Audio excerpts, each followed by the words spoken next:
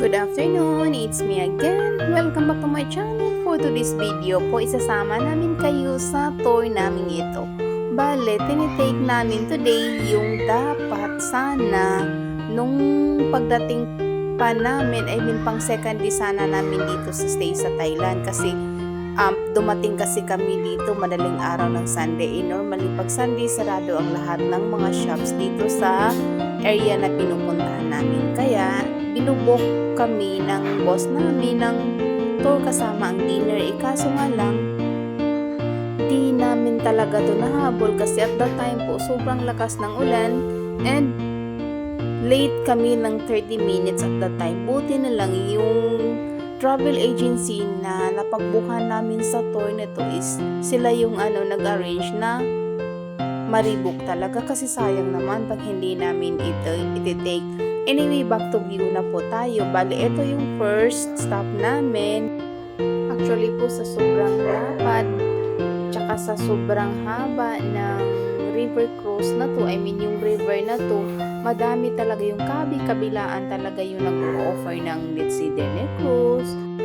Bali, this part lang po talaga na miss kami sa building na sobrang haba nitong building na to. Hindi ko nga, pinipilit ko nga ibilang, kaso na hindi ko mabilang. Tapos, in real po, parang manipis lang talaga ng building na to. Tapos, nasa riverfront pa siya. Parang, hindi kayo nakakatakot. Pero hindi naman siguro. Kasi nga, parang hindi pa to tapos kasi madami pa siyang mga construction na nandiyan sa malapitan kasi nadadaanan din namin yan.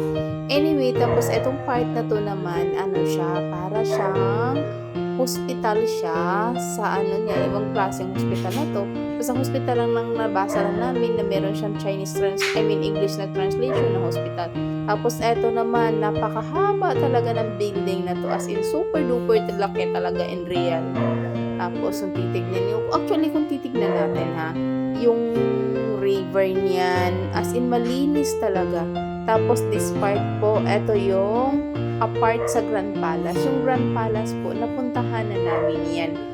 Siguro mga way back 10 years ago or kasi nga yung first store na napuntahan ko dito sa Thailand is eto yung Grand Palace. Tapos doon ko talaga nakita yung napakalaki at napakahabang Buddha na nakahiga talaga. As in balik pagpasok mo niyan, meron siyang mga porbagang surrounded lahat siya ng Buddha na let's see, 1 meter ang distance niya, parang ganun. Tapos sa loob-looban yan, napakahaba talaga ng Buddha. Kung isipin niyo kung sino nakakaano dito sa Cebu, yung Mactan Old Bridge connecting Mandaue to Lapu-Lapu, kung isipin natin yun, almost ganun kahaba ang Buddha na nakahiga dun sa loob. Isipin niyo, hindi talaga halos maikot kung titignan mula ulo hanggang pa sa sobrang laki ng Buddha nila. Anyway, back to view na po tayo. Buti na lang hindi maalon ang panahon na to. Tapos nakikiayon din sa amin kasi magandang weather.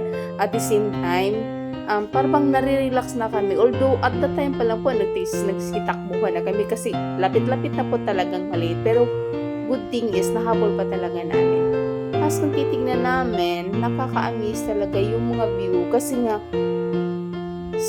sa halos mga 30 minutes or an hour na pag-iikot ng barko na to, hindi namin nakitaan na merong marumi yung kapaligiran ng river na to. As in, malinis talaga siya. Mapasana all na lang talaga kami sa kalinisan ng kapaligiran. Anyway, back to view po tayo. Kung titignan natin, sana meron sa atin sa Pinas, merong ganito na merong pa dinner cruise, let's say, from Mactan. Para pang ikot-ikot lang sa kasi nakakaano siya, nakaka-relax, nakaka-unwind, para bang ma-relax na tayo na kung titignan natin yung kapaligiran, na parang kung sa akin nare-relax talaga ako nito, para bang na-stress out talaga ako at that time kasi nga, siguro po dahil nature lover po ako. Abangan ang ibang party sa video na to. Anyway, salamat sa panonood. God bless po!